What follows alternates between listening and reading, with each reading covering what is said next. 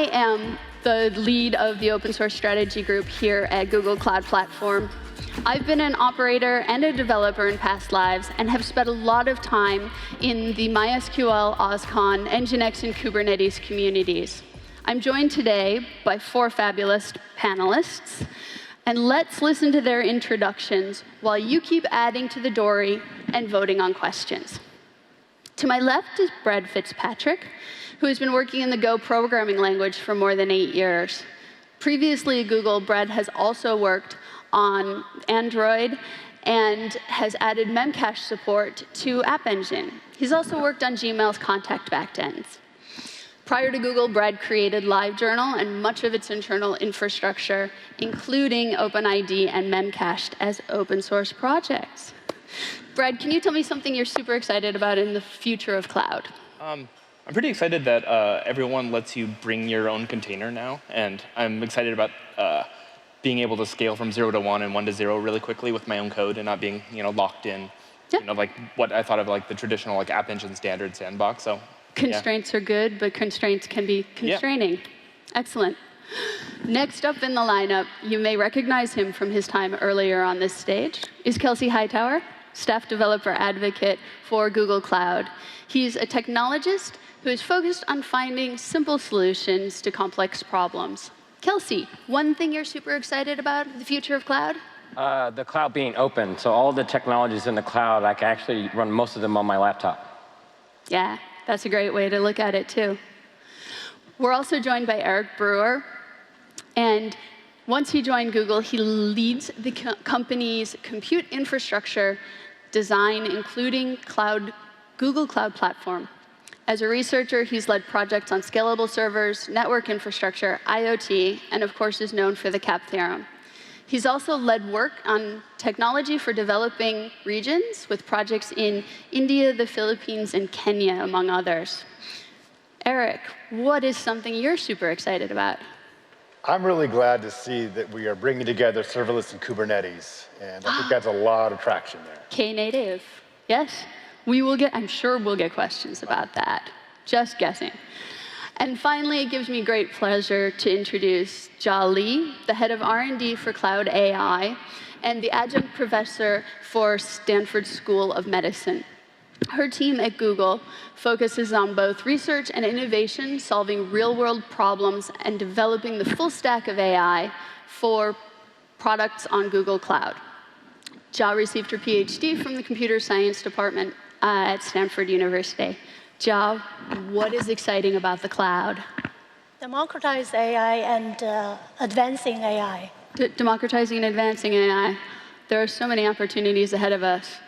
Now, I'm hoping that we've tap danced up here long enough to get you some time to get questions into the dory. And I see one, which has popped up already. So we expected this one possibly. Will serverless eventually make containers obsolete? So, Eric, you started this. Absolutely not. Serverless is about not having servers. In fact, you'll still have containers. You may not need to know about them. If you provide just a function, and we can take it from source to container to deployment, the container is invisible, but it's still there. But eventually, you're going to want fine-grained control of exactly what it's doing and exactly which libraries you use, and the container is the mechanism that you need for that control. So actually, you can do more with containers and serverless than you can do with serverless by itself. And I also think it's important to understand what serverless is. It's not the fact that you're not using containers. That's not what serverless is. Or not servers, even. Or not servers, even. But if you think about the architectural patterns of an event-driven workflow, to map these events to a piece of execution, AKA the function, and there's some nice properties of scale to 0 and pay per use. All those things can actually be done with containers at the underlying primitive.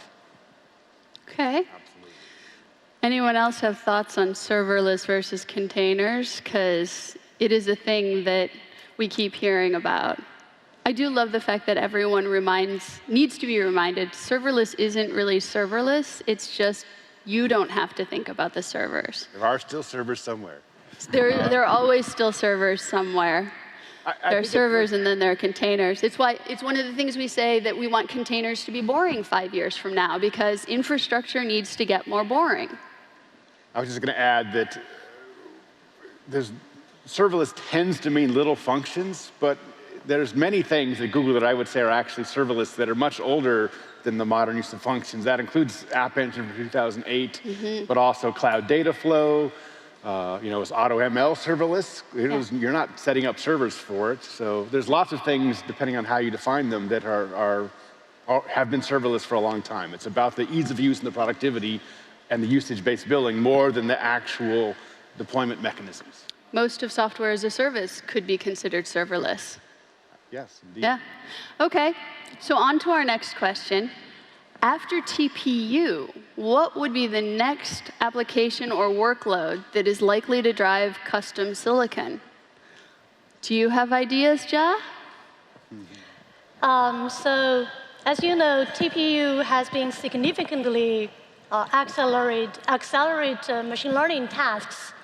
We're looking forward to have more custom chips that could help us to do even more advanced machine learning applications.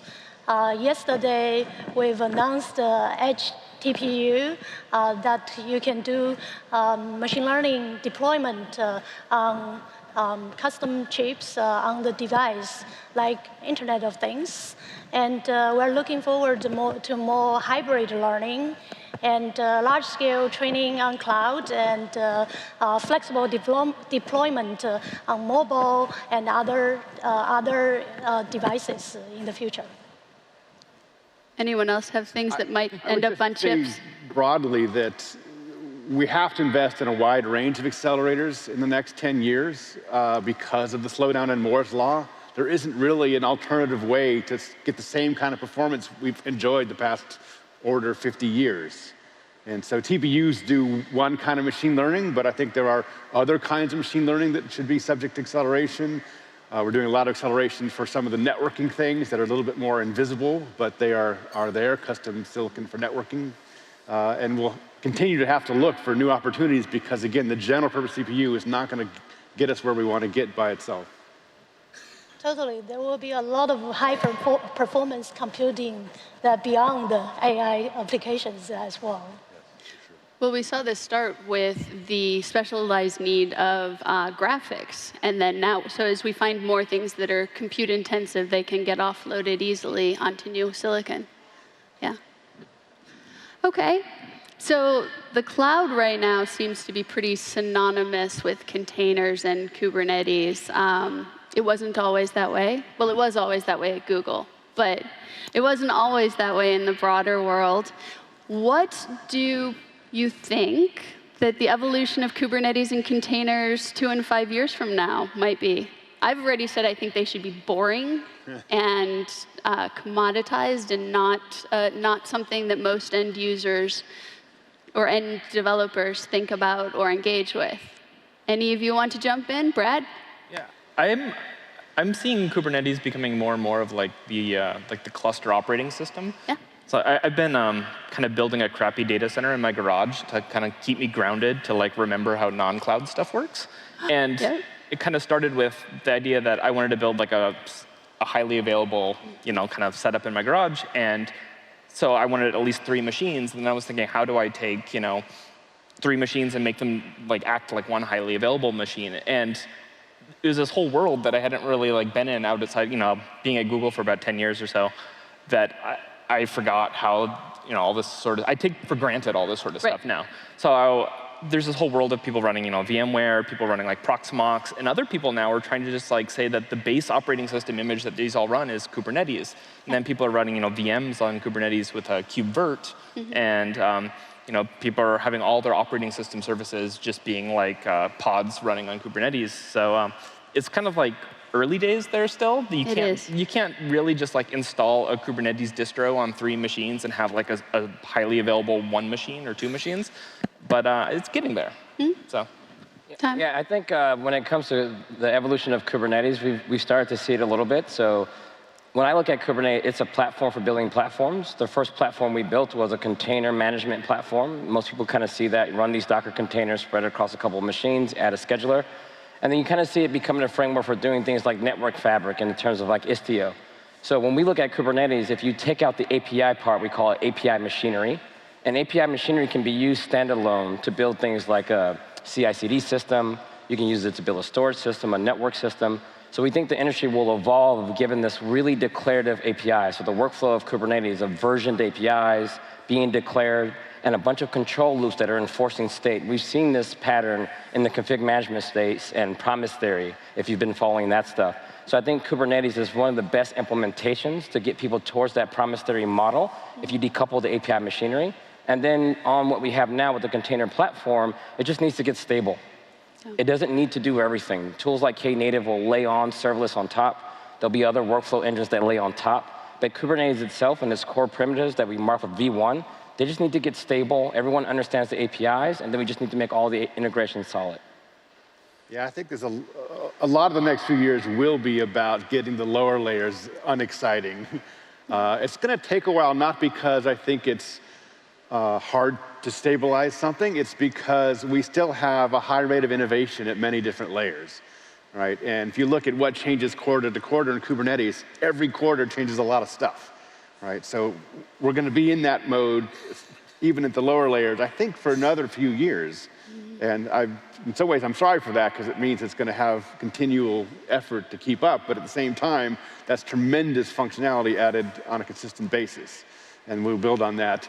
I also agree that the CRDs, custom resource definitions, that let you extend Kubernetes for things like serverless, things like kubeflow, those are also, I think, a big part of the future, the kind of domain-specific uses that are more narrow, but are better for those use cases by a lot. And Kubernetes, as a platform for platforms, is really you'll see a lot of those, especially, I think, in the next 18 months. And there's the layer you've been involved in, which is the container runtime piece, right?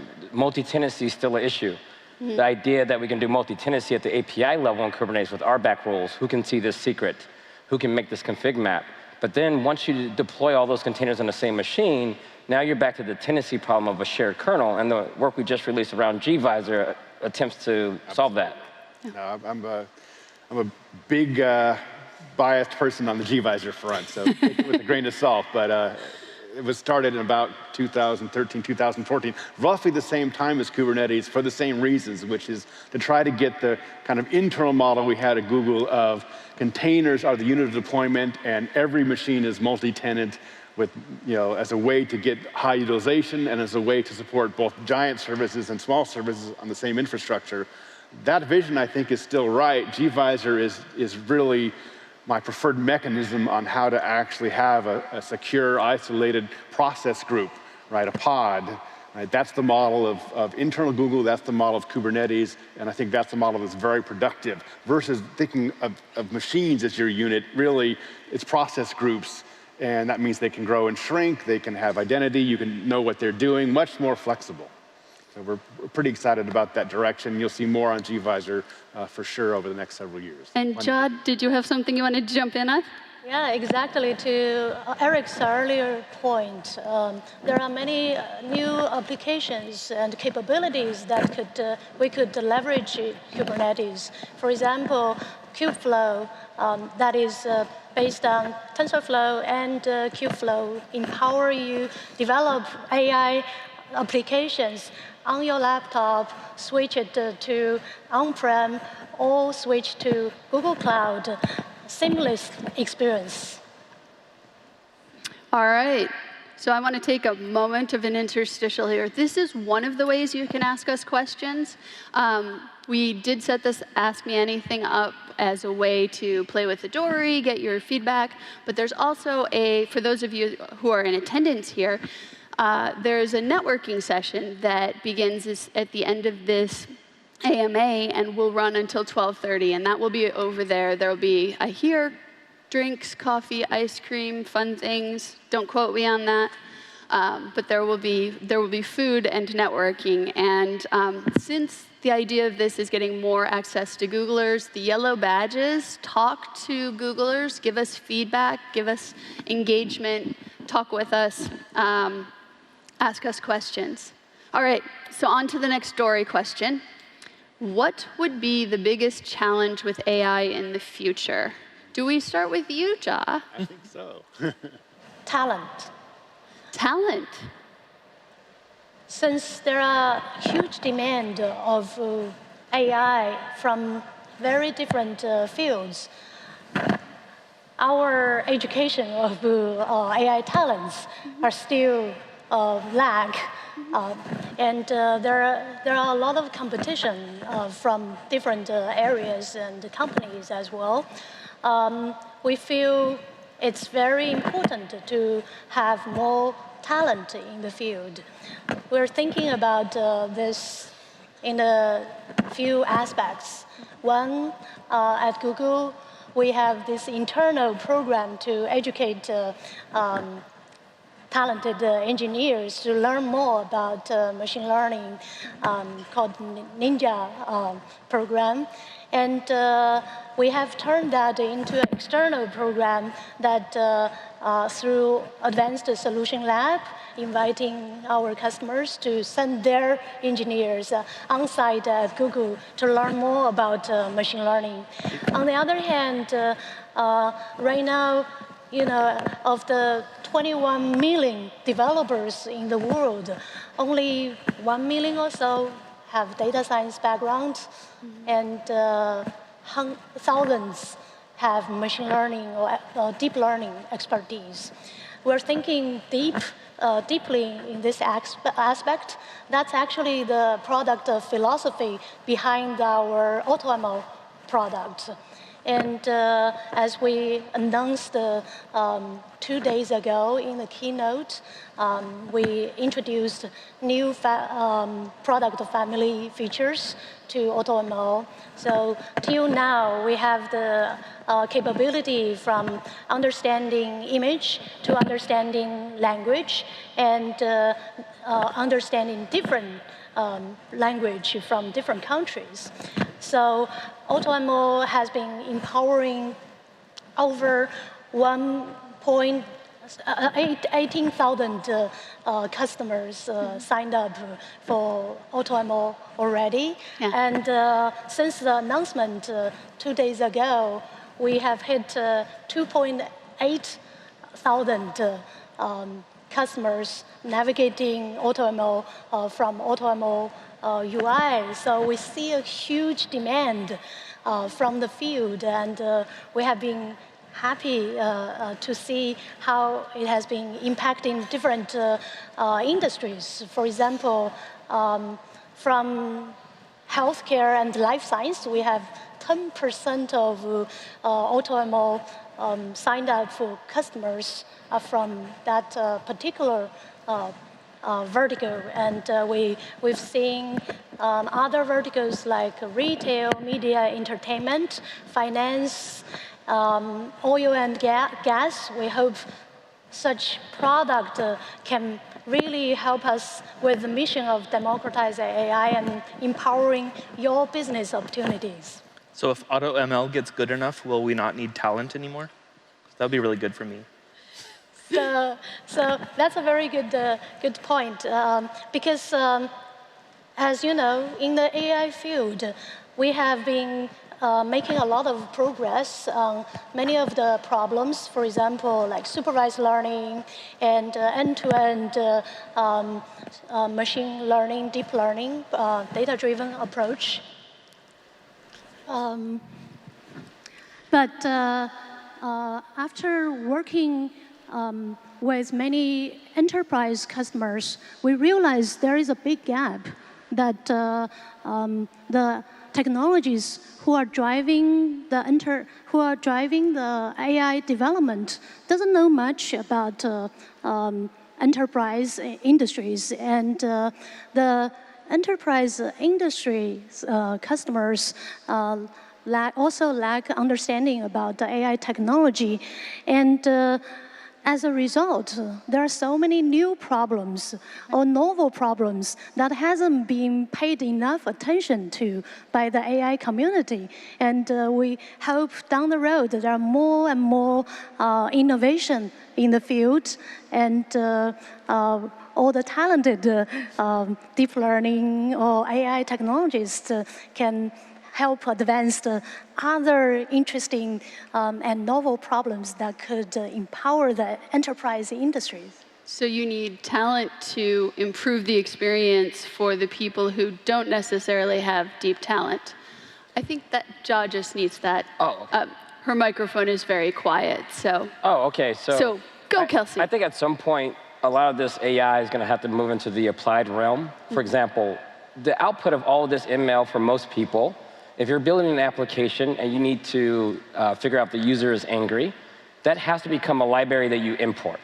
We can't expect everyone in the world to figure out or amass all of this data, build models from scratch. At some point, just like your TLS libraries, Yes. your HTTP libraries, MySQL libraries, this stuff needs to be imported into your application and be as easy to use as a function call. Yep. When it gets to that point, I think that's when it's going to be a thing. So the biggest challenge is going to be pragmatism and being applied in the real world. And right now, maybe companies like Adobe can do this inside of Photoshop, but it needs to be something that the average developer can look at and say, oh, there's a set of libraries, maybe a standard library somewhere, where I can bring this stuff in and then enhance my application as just another feature set versus it being this from scratch data analytics project going all the way up to the top. Yeah. Excellent. So our next question, I'm going to broaden it a little bit. The question is, how will we manage security and permissions in a hybrid cloud environment?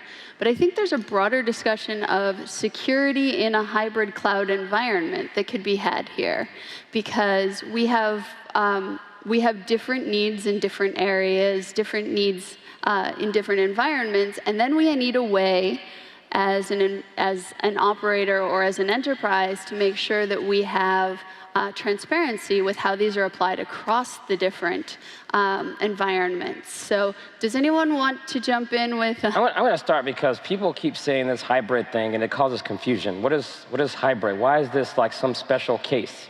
Yeah. There's two places where you put stuff. You connect them with networks. You store data.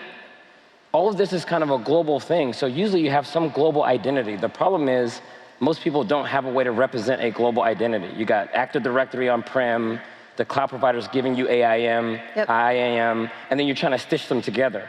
So at some point down the road, if I'm Kelsey Hightower, I am Kelsey Hightower everywhere. You have to be able to articulate what can Kelsey Hightower do here and there. Why is there a difference? Like, oh, this is enterprise, Kelsey's now a different person. That makes zero sense. So you can do it by using Active Directory and syncing with IAM. So just like we used to do at LDAP, you have a username, and this user has these roles, and you can reflect those into IAM. We do not need to turn this into a mystery. There are pragmatic, technical things you can do to establish a consistent identity, and then separate identity from your applications. Your app wants to do something. If it's a database, you give it credentials. There's no different way of thinking about this between the cloud and on-prem. So I'm not sure why people have made this such a moving target. Just establish identity, pick something, make it authoritative, and sync it to two places, and then you can move on. Brad may have some opinions, having done OpenID work. Yeah, I mean, I was also sold into this vision that you have one identity that works everywhere. But back when I started that, we didn't have like Let's Encrypt wasn't available then, and so everyone just pushed back on, oh, you can't use HTTPS, and I was kind of in that camp too because just nobody would do it. So we used plain HTTP, and then all the enterprises were like, well, that's crap. You can't use plain HTTP, and we're like, well, we know it's crap, but like it's the only thing people will deploy.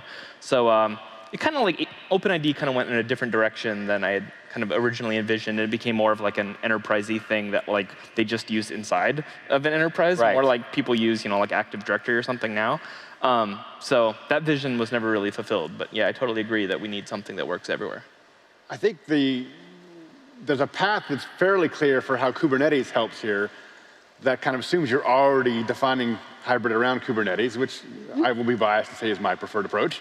But there's a lot to learn from Kubernetes about how we want to think about hybrid security in general. And the first thing to learn, of course, is that it's declarative, and you should kind of declare what policies you want and then be able to enforce those policies at all the places that matter.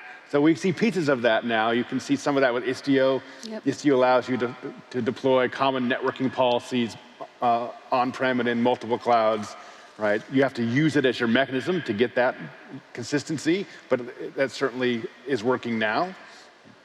The RBAC rules give you access control in core Kubernetes. You have to translate your IDs from Active Directory or whatever to get those to be in the right format. But again, once they are, then you have a consistent approach that works quite broadly. And so I think this combination of trying to get to consistency and trying to get things to be much more declarative and say what you mean, say what you intend as your policy, that's not a trivial transition, and it's going to take many years, honestly, to get it fully developed.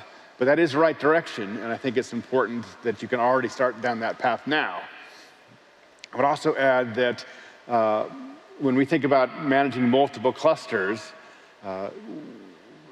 there's a lot you can do to improve availability and consistency by treating upgrades as something you do a cluster at a time. So a lot of the tools you'll see for GKE on-prem will take a change, deploy it on one cluster, then the next, and the next, so that you can safely roll out complicated changes, including policy changes, and actually know that, watch how it goes, get canary-like behaviors. So all of that kind of tooling and things we've been doing for high availability in general should apply to policy and security also, and you'll definitely see that coming.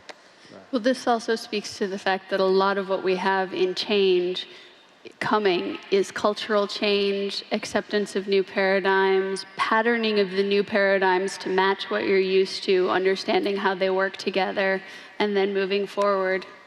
There's one other point I think is worth making. It's a little bit subtle, which is that the reason I like Istio is not the reason you're usually here. And the reason is that it takes policy implementation out of the source code of your microservice and puts it essentially into the Envoy proxy.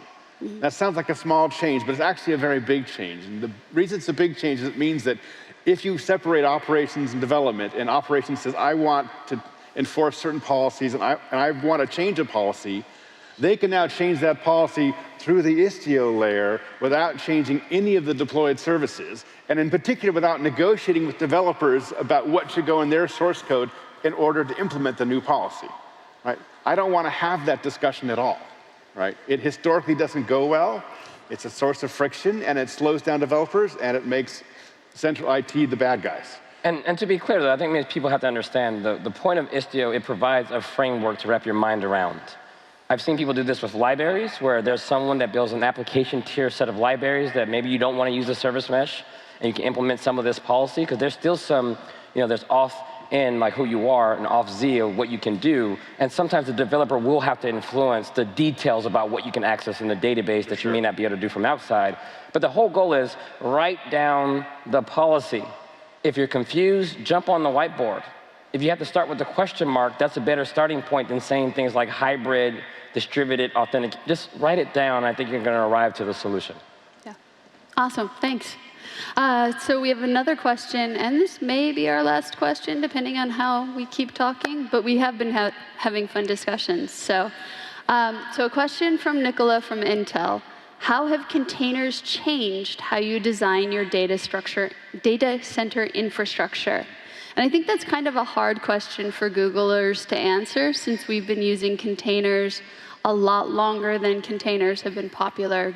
Google actually wrote a lot of the early work in the Linux kernel to allow it to be containerized. So does anyone have early days? I don't think it changes much right now. Most right people, now. It's like the customers that I work with, when I go on site, and some customers or community members like GitHub, for example, that have been running their own bare metal, and there's other customers of GCP that also have on-premise stuff. Most people are not necessarily changing the entire underlying layer. Some people are just installing Kubernetes on top of VMs or on top of OpenStack. More advanced users may be Pixie booting a Linux distro, but again, they're still installing Kubernetes as a layer on top.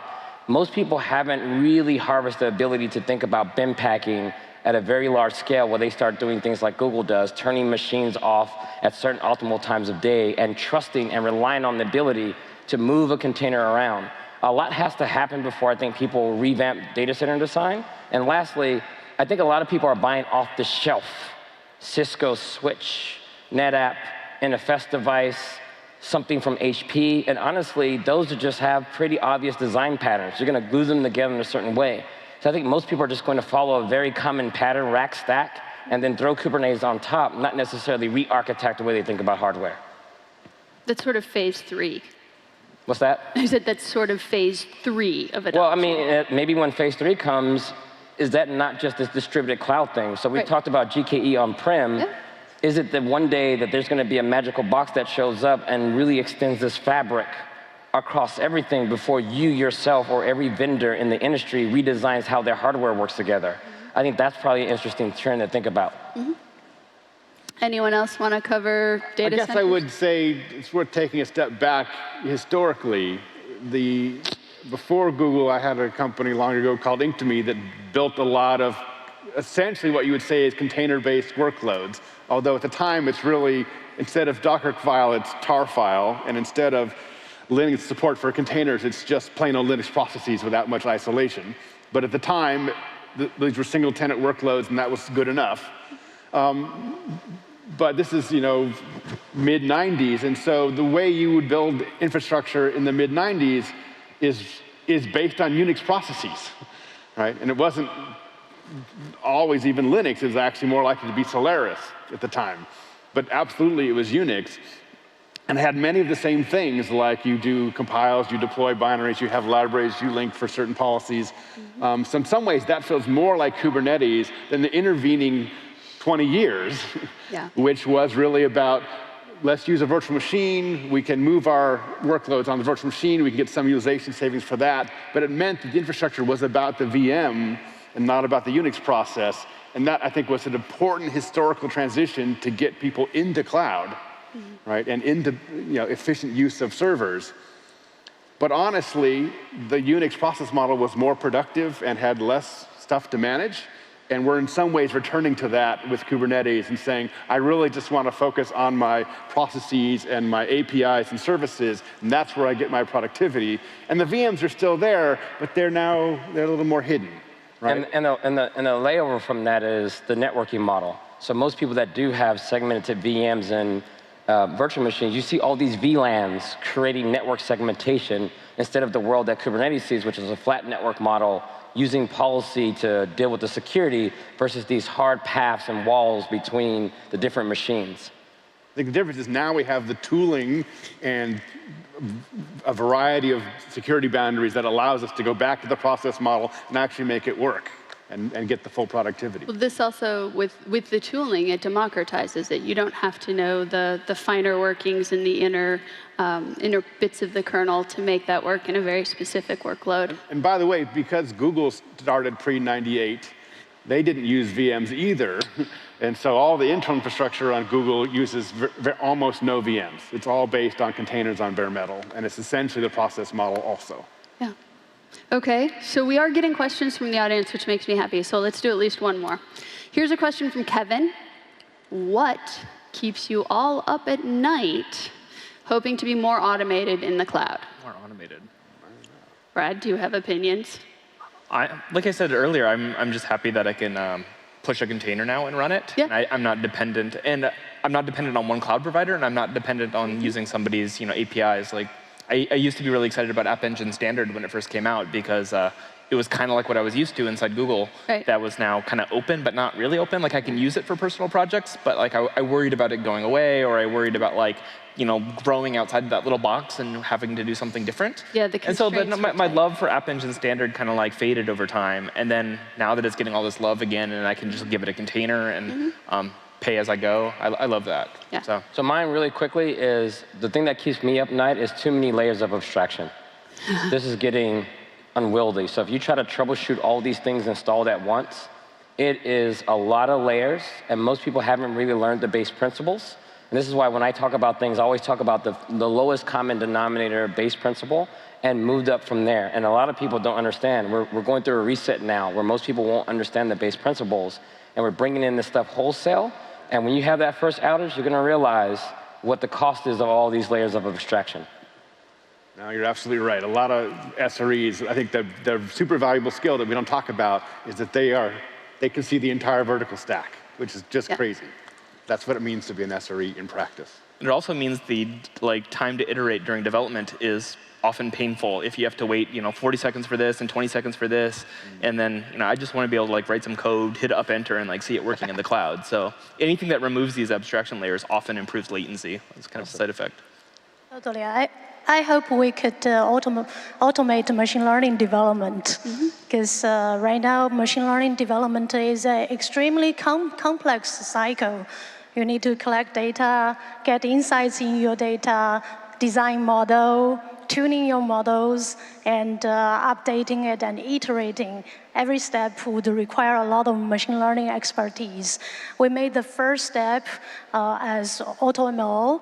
Right now, it understands image, text, and language, but we hope to expand it to more areas. For example, like speech, how do we understand audio, and how do we understand unstructured data. And also, there are a lot of more sophisticated problems from the industries that require almost end-to-end solutions. We offered one new product that is the contact center AI as the first step, but I believe there are more problems that would require both ease of use as well as sophisticated solution. I hope we could contribute more to that. Well, thank you to all my panelists. Thank you to all of you in the audience who contributed questions. And I hope you will join us for the networking session. As I said, everyone having a yellow badge is a Googler who has been properly primed to talk to customers, end users, engaged with people, listen to your feedback, because feedback really is a gift. That is one of the best things you can give us and one of the best things we can get out of this conference. So thank you. Enjoy the rest of the day here at Next, and I hope to chat with you in the networking session. Thanks.